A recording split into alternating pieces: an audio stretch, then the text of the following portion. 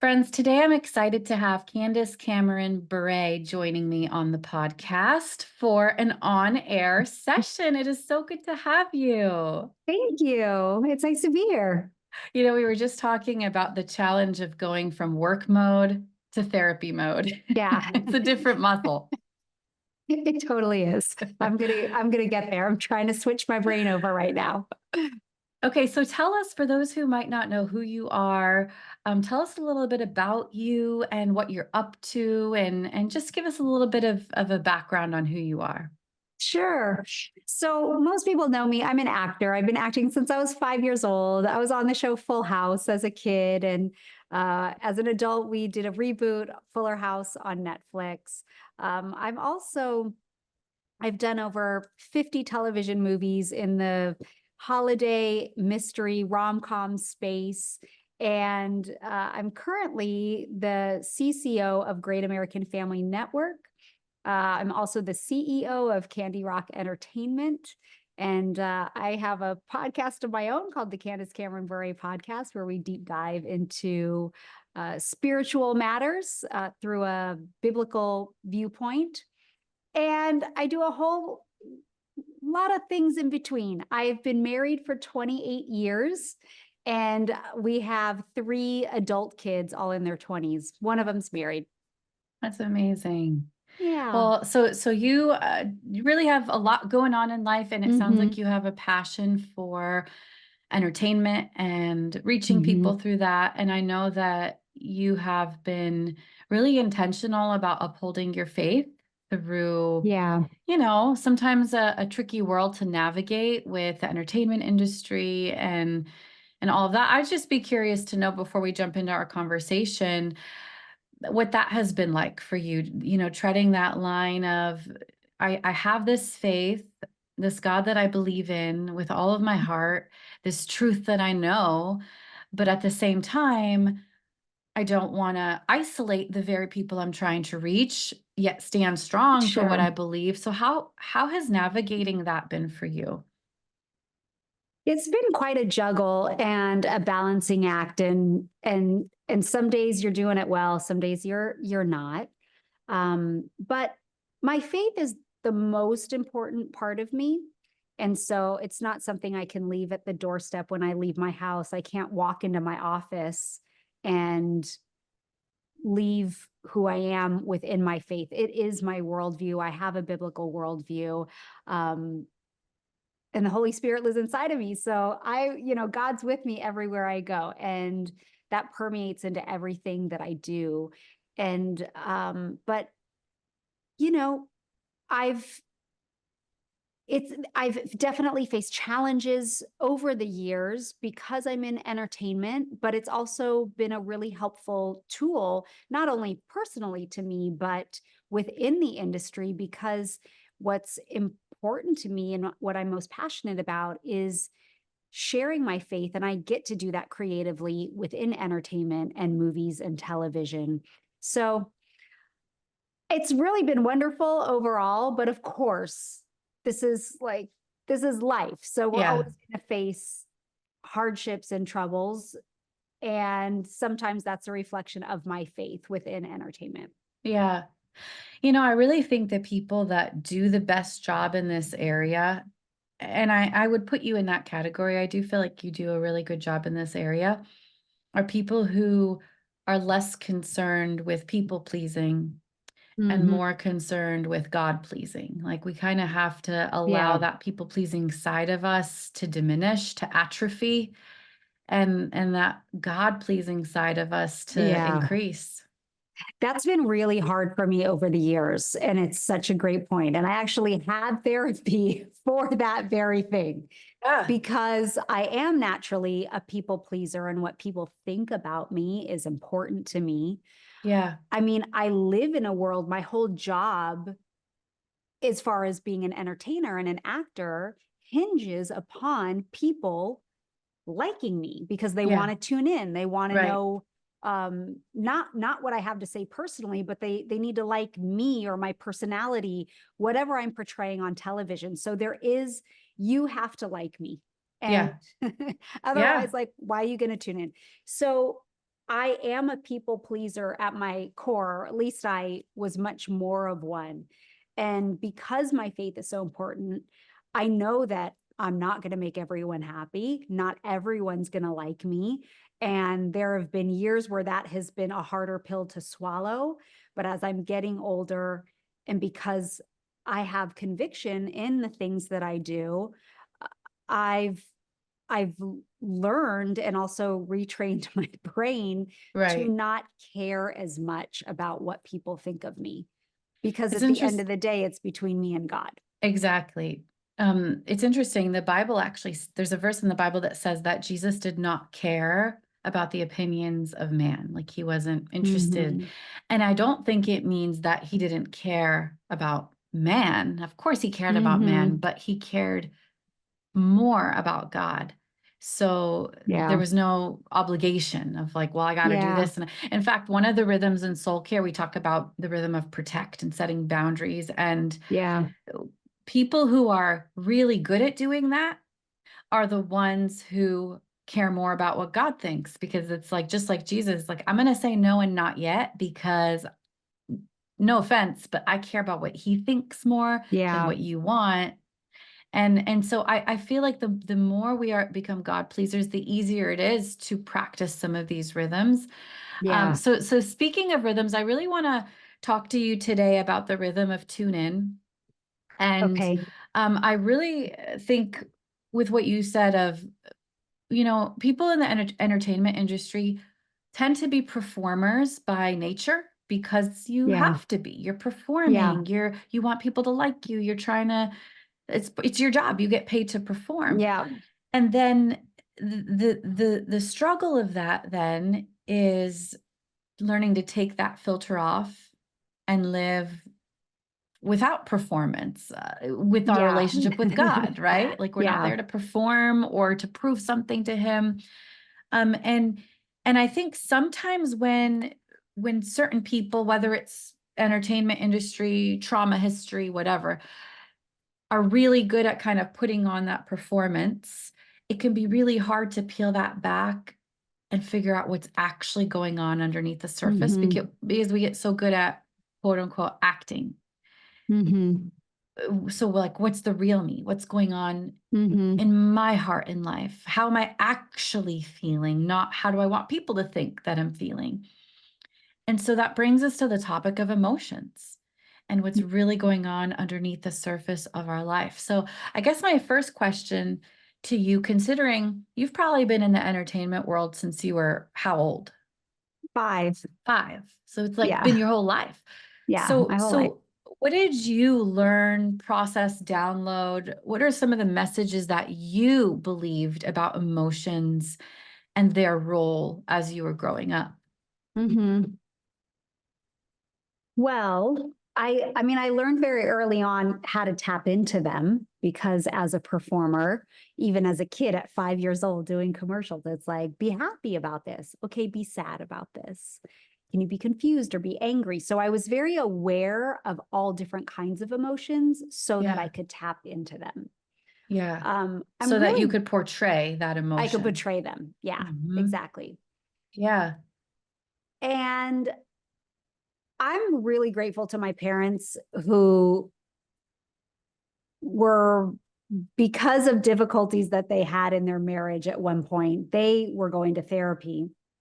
And when they kind of worked through things behind closed doors, they started to bring that out in my childhood into the living room, like in a good and positive way. Yeah. So I saw my parents have all kinds of discussions with each other, and then also with other friends. When other friends were going through difficulties, my parents were down with them and have these talks, ask questions, kind of like a free therapy session for them to Yeah. help them work through things. So I saw, like, I feel like I saw emotions, um, or these, yeah, these conversations that were really open. I saw the dialogue that was going on and how people could talk and express their feelings in a way that maybe they hadn't before. So growing up, I feel like I had pretty good access to understanding emotions and tapping into mine. Yeah, like there was permission Mhm. to talk about it and to share how Yeah. you were feeling with one another, and in that context. What about emotions and your spiritual life? Like, have you ever thought through um I think sometimes as Christians, like Mhm. there's two layers. First layer, family of origin and what they've taught us about emotions. I think the Yeah. second layer would be our faith and what we think the Bible tells us about Mhm. emotions. And I believe that sometimes in Christian culture there is a almost like a fear of emotions. Like we say things like faith over fear. So if you're having these emotions, you just got to push through, have faith. We're almost Mhm. afraid of emotions rather than embracing them. Do you feel like that was a journey for you to navigate with your faith, or do you feel like it just kind of flowed into what you naturally believed about feelings? I think for the most part, it flowed into what I already knew about feelings, but I've definitely grown as my faith has grown and as I've matured and had bigger issues and weightier circumstances of my life, things that are, had much more value and importance and impact in my life. I've definitely learned to talk and express my emotions a lot more than I did when I was 20 or even Right. in my 30s. So that's definitely been a process, and I'm really grateful for that. Um, I think what I've always known as a Christian, even in my early 20s, is that I was never afraid to ask God about things. And so I didn't feel like I had to hide my emotions. Like if I was angry at God, I knew I could be and ask Yeah. him, like, why this? Or if there's a period of waiting and there's frustration, to ask God why, how long. And so I've never felt bad, like I've been disrespectful to talk to God about the bigger emotional struggles that I've had. But like I said, I very much talk to him about everything now. But that probably grew significantly in my 40s because of going through more significant issues and wanting to work through them and figure out solutions and healthier ways to process. Yeah. What do you think, looking back, has been one of the harder things that you've had to kind of work through with God as far as Mm. difficult emotions? Um, I don't know why I just got teary. um, I did some like really significant therapy work, and that was like very intensive work. And what I was always scared of doing was going back into my childhood. I never wanted to talk about that because because I have such wonderful childhood memories. I love my mom and dad. I love my family. So all the things that I associate are really good and really healthy things. So I Yeah. didn't like when a therapist would say, like, well, let's go back to your childhood and talk about what your mom and dad did. And I'm like, Yeah. let's keep them out of it because I love them. We have a great relationship. We always have. And I don't want to just start putting blame on them for things that I don't really feel like you're going to tell me I should be blaming them for things. And so that was always such a turnoff. I'm like, no, like, let's not go back there. And honestly, truly, I say with the utmost honesty, not because there was something wrong in my childhood that I blocked out. I just felt like it was a disrespect Yeah. to my Yeah. family and It not almost feels honoring to like them. exactly the honor culture of, Yeah. well, I'm not going to throw them under the bus. Yeah. Okay. But when I did go back, I did this intensive, and I said, okay, like I hesitantly said, we can do this. And it was not about my parents at all. It was totally just about me and thinking about myself, as a 7-year-old, as an 8-year-old, and things I was feeling, and it was so eye-opening, and it was so I mean, my emotions just come to the surface thinking about it. It was so powerful. It was really this incredible tool to be able to, like, talk to myself as a little kid and say the things that I wish I had heard, or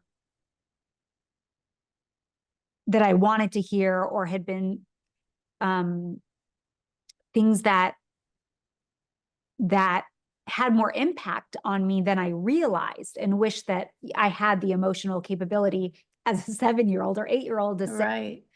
"Oh, I needed more hugs," or "I needed something like this," whatever that was. So that was really powerful to go back.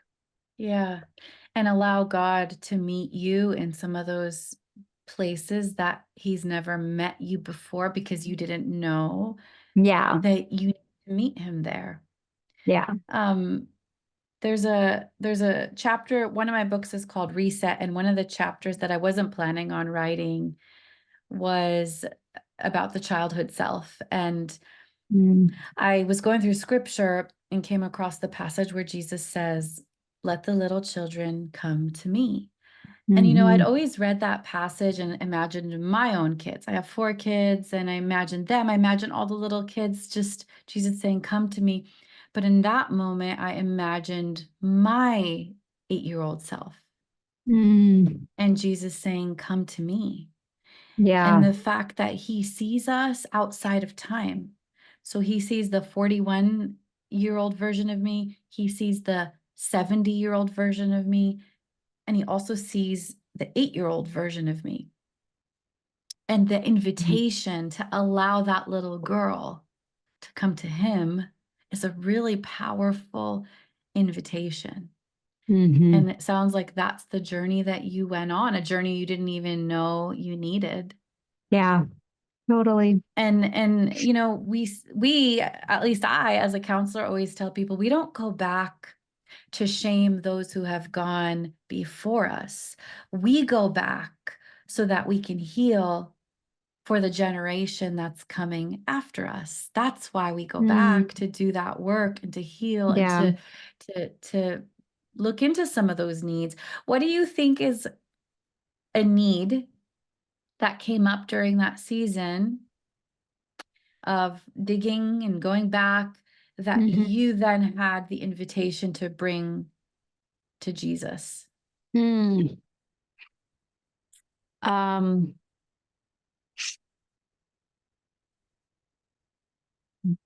that people pleasing mentality was a really big one. And I had to Yeah, go back to understand, even though it's pretty obvious from the outside. You can say, like, "Oh, I've been a kid actor since I was 5. My whole job is to please people and do what I'm told and act and say this and do that." And you get a pat on the back. right, So it's pretty obvious in that way. But to explore that from an emotional place, right. uh, really helped me then say, "Oh God, I have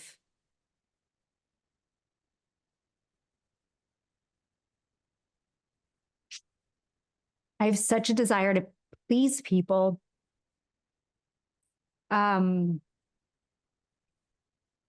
but my heart's desire is to please and honor you most of all.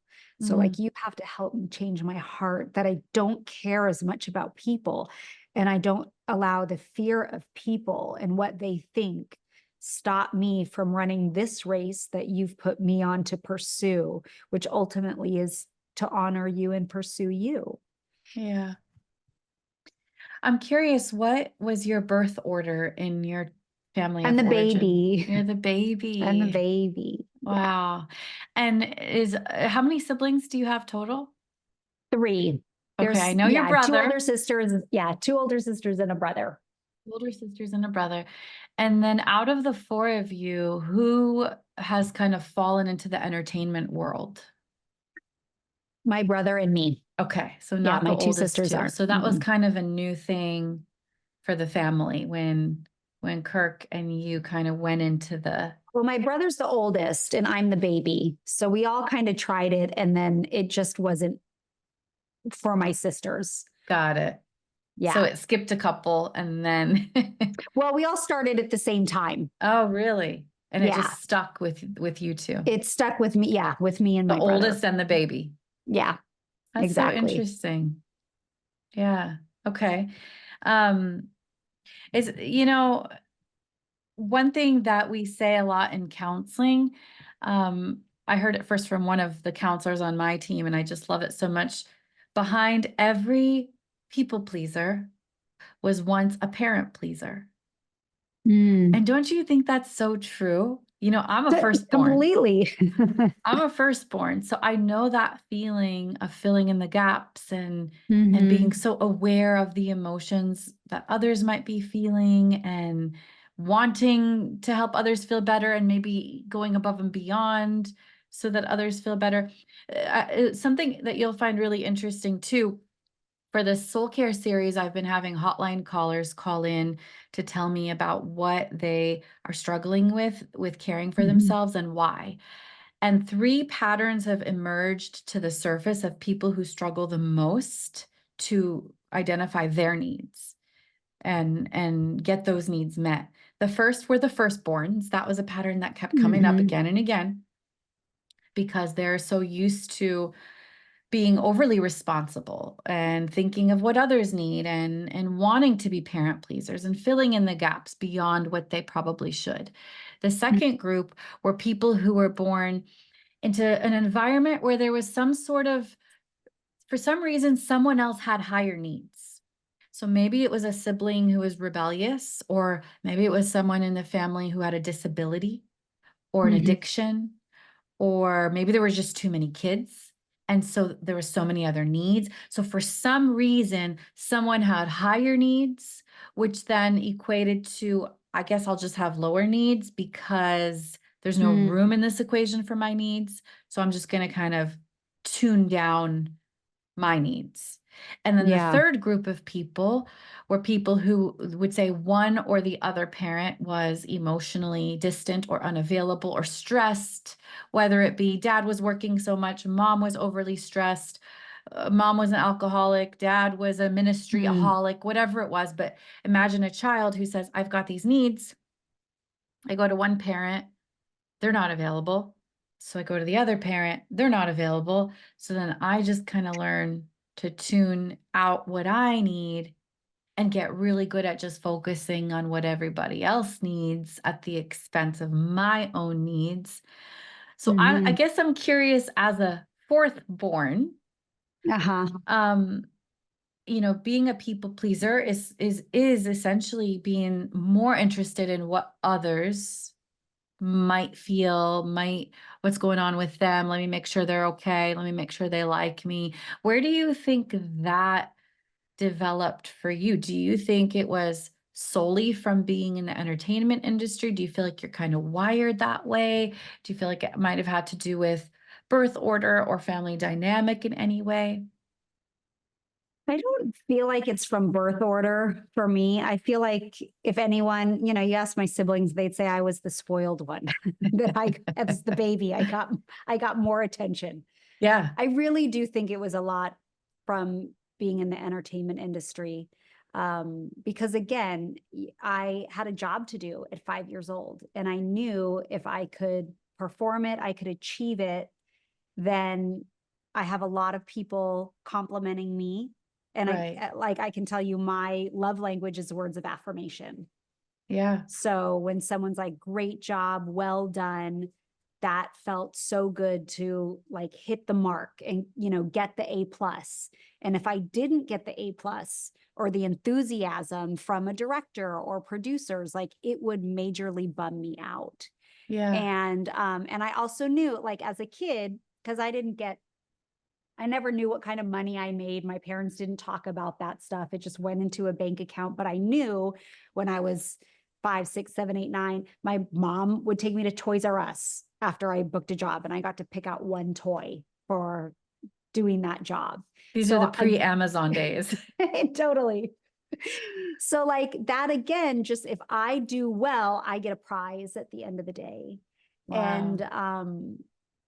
so that that part, and it was very much in my professional life that I felt that way. But I can think back like at school, and I wasn't as much of a people pleaser. Like if I bucked up against this a teacher or something, I mean, I remember having a conversation. I mean, I was like older in my teenage years, but when they were telling me that I had missed some classes, I wasn't coming in on time, and I had no problem to just tell them, well, this isn't my priority, my job is. Yeah. And so if you don't understand the dynamic, then this isn't the school for me, Yeah. because I need grace in this area because I'm going to work after my classes, and I'm 14 or 15 years old. So like I didn't care about people pleasing as much in certain scenarios, but like at work, I really wanted that affirmation of great job. But I do attribute it to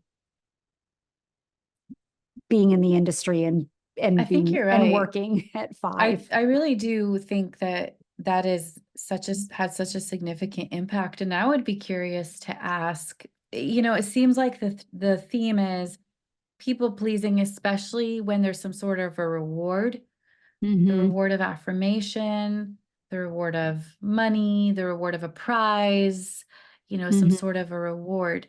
I would be curious if you feel like any of that tendency.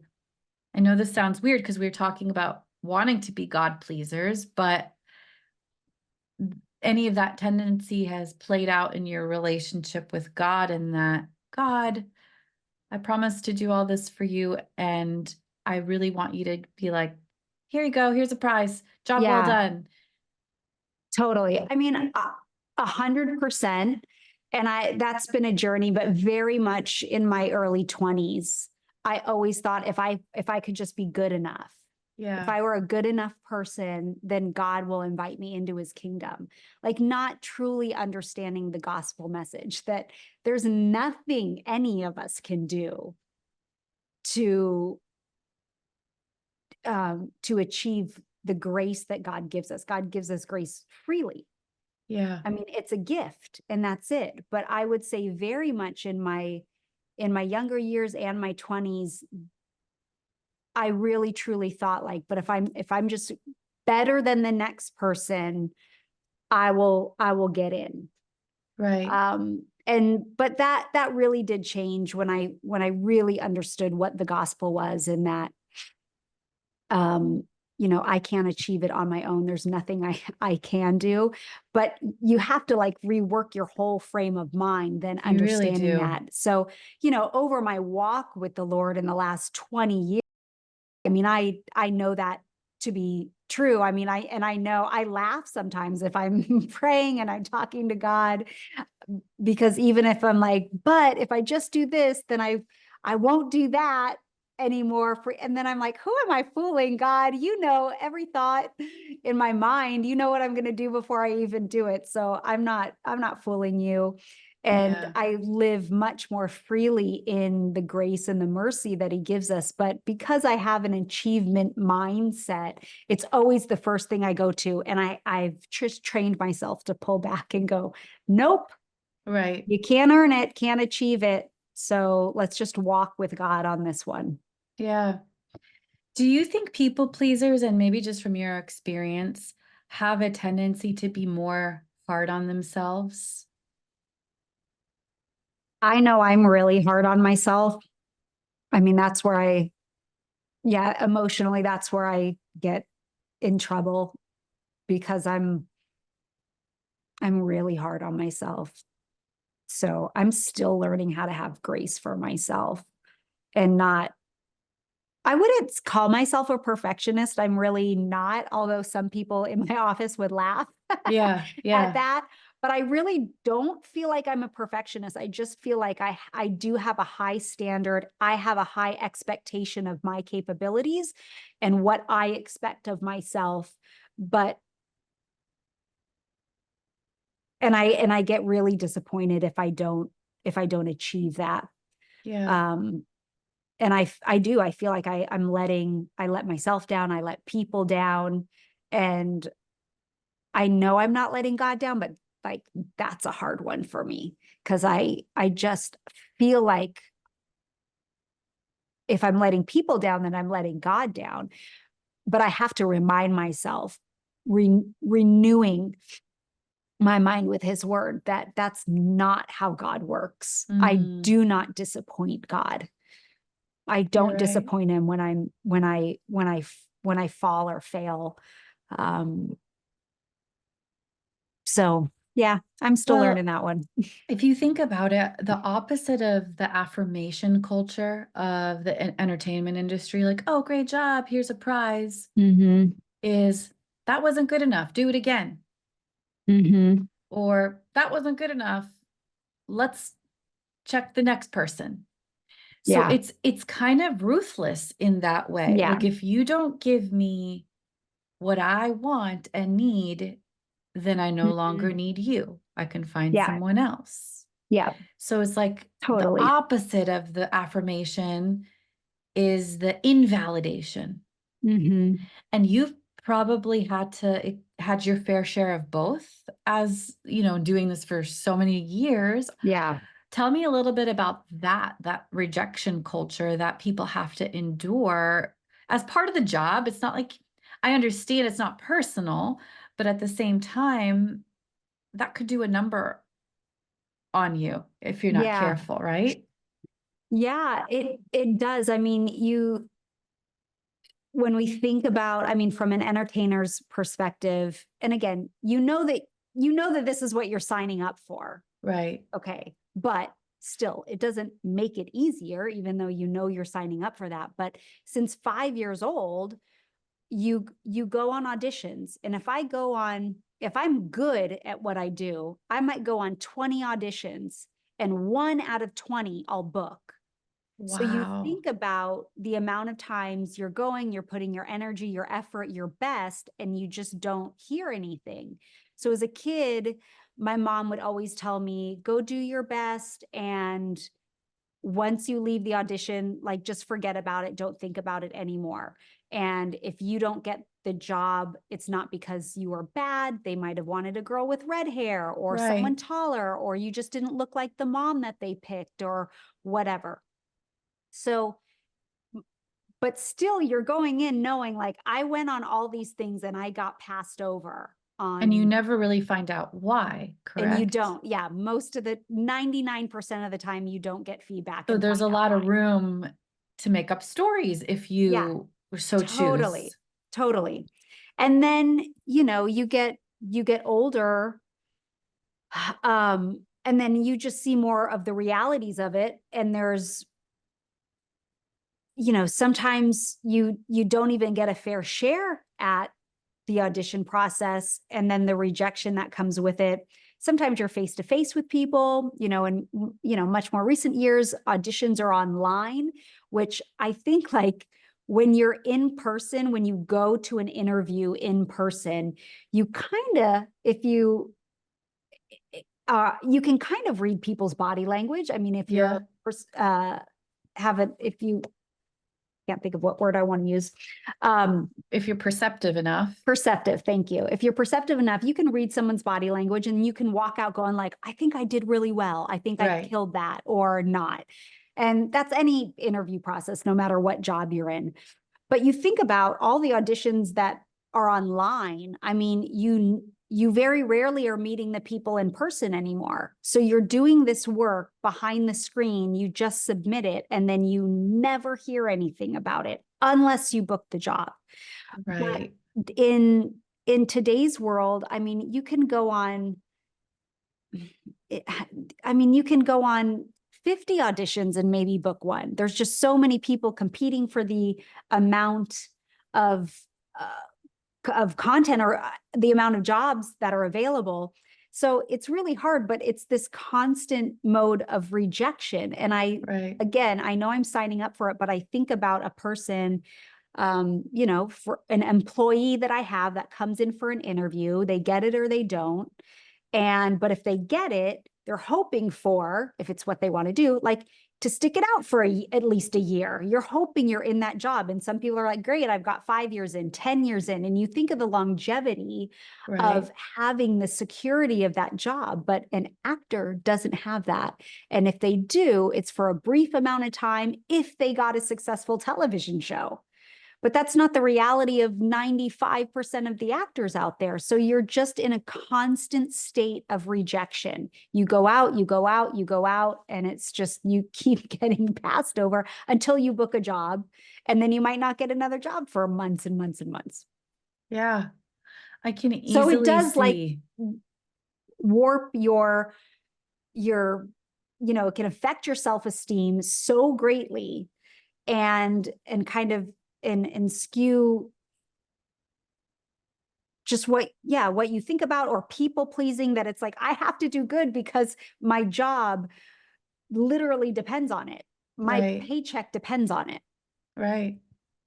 I can easily see how that could creep into relationships, intimate Mhm. relationships, um, relationship with God, like a Mhm. hyper awareness of, when you were talking to me about like you're really trying to tune in to what they might think of you, even if they might not be showing tons of emotion or maybe they're not giving rejection or validation and you don't totally know. But I could see the person then becoming hyper aware of like, I'm Mhm. trying to absorb every detail of their Yes. facial expression and Yes. figure out if they like me, if they don't, did I do a good job? Did I not? Almost reading into things. Yeah. And I could see how even that goes with us outside of the audition in our Mhm. relationship with people, like our Mhm. relationship with God, our relationship with Mhm. family, with friends of like, Yeah. what are they, what's going on? Yeah. Totally. No, and just a hyper awareness in our relationship with the Lord. Like, is he pleased with Mhm. me? I think of the verse when Jesus got baptized. It's one of my favorite verses. And I think it's because I also connect with the achiever Mm. personality. And I think of this verse when Jesus got baptized before he had started his ministry, before he had done anything. And God's voice descends on him like a dove and says, "This is my son with whom I am well pleased." And he hadn't done squat yet. Mhm. He hadn't even started. He hadn't done a miracle yet. Like he was just Jesus. Yeah. And Yeah. then I think of myself in that role, remove the accolades, remove the books, remove the podcast, remove the kids, great job, mom, Mhm. remove it all the layers. And with my bare bones standing there, God's voice saying, "I am well pleased because I made you. I love Mhm. you. I have a plan and a purpose for you." And I think that's what we have to go back to, Yeah. especially those who have a tendency to be like Yeah. people pleasers. And Yeah. I mean, you just saying that right now, like I am well pleased. I mean, all the emotions come to my face because I know that. Like I know that in my heart. But there's so many days I just don't believe it on the surface. And I need to remind myself of that all the time. Like it's just, Candace, there's not anything you're going to do to make God love you anymore. He's already well pleased. You are his. And that's it. But that's I it. I have to like daily remind myself of that. And when I haven't for a while and then someone like you just says that, man, it just convicts me. It just cuts right to my heart and into my soul, because I'm like, oh, I gotta remind myself of that.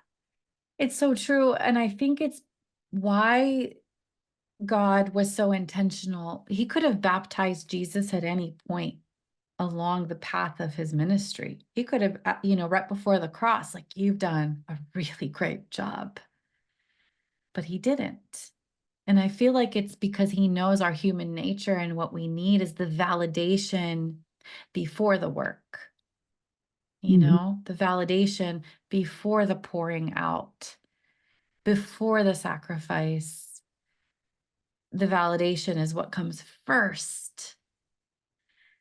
And I think he knew that our human hearts really needed that reminder, you know? Yeah.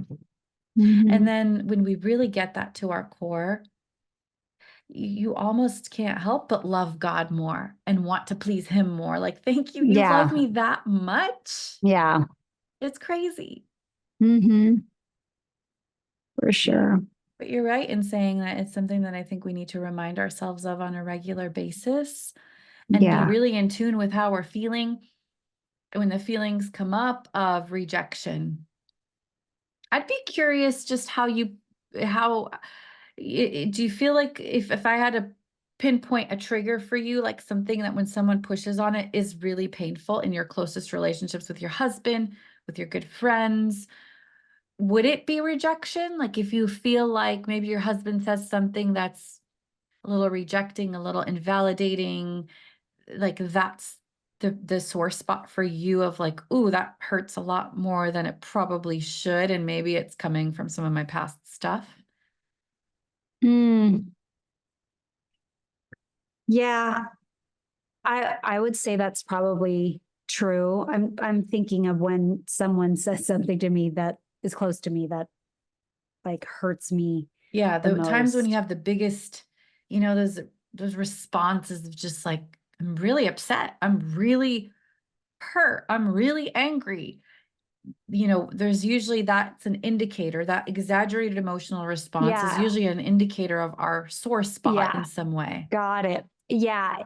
It would be that. So I feel that way if someone feels like I'm not showing up for them, that kills me. Hmm.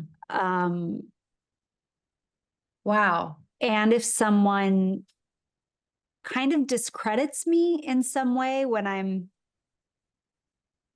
just trying really hard or I'm doing what I think I can and they're not it's not enough for them, like those crush me. And I always say like when I'm talking to people and they go, "Oh, you do so much and you have so much drive." And I'm like, "I do. I really do." I but I always kind of say, I think I'm the youngest because I'm the youngest. I feel like Mighty Mouse in terms of like I'm little, but I'm fiery. Like I can punch a big punch, like or pack a big punch, and I just have this like go get them little Mighty Mouse spirit. Not everyone maybe grew up watching Mighty Mouse the cartoon. I don't know, You're but he's this tiny little mouse, but I he know can like exactly who you're talking take about. down the big guy. And that's often how I describe myself. So I feel like I have this spirit. It's like you try to knock me down, but I'm going to get back up. But when the people that mean the most to me in my life are like, you're not showing up enough, or you're not, um, Like they they don't discredit you think, in and some yeah, way. discredit me, and they don't like think enough of me at some point. It hurts so badly. Yeah. I think that makes a lot of sense because it's the idea that it's funny because it sounds to me like if someone were to say to you, "You're not that great at this or that," it wouldn't hurt you as much as when someone says to you, "You didn't show up for me." Like that Mm-hmm. hurts Yeah. more. And I think it's the idea that when what they think and feel about you is the measuring stick, and you feel like it's not what you want it to be, they're not measuring you in the way that you feel like is right, it Mm-hmm. really hurts. And Yeah. again, it goes back to that whole process of exchanging that measuring stick.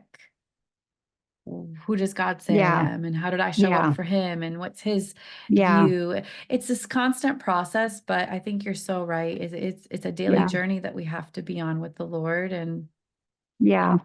our people pleasing tendencies. I guess that's the theme of today, huh? You just never Yeah. know what the theme's going to be.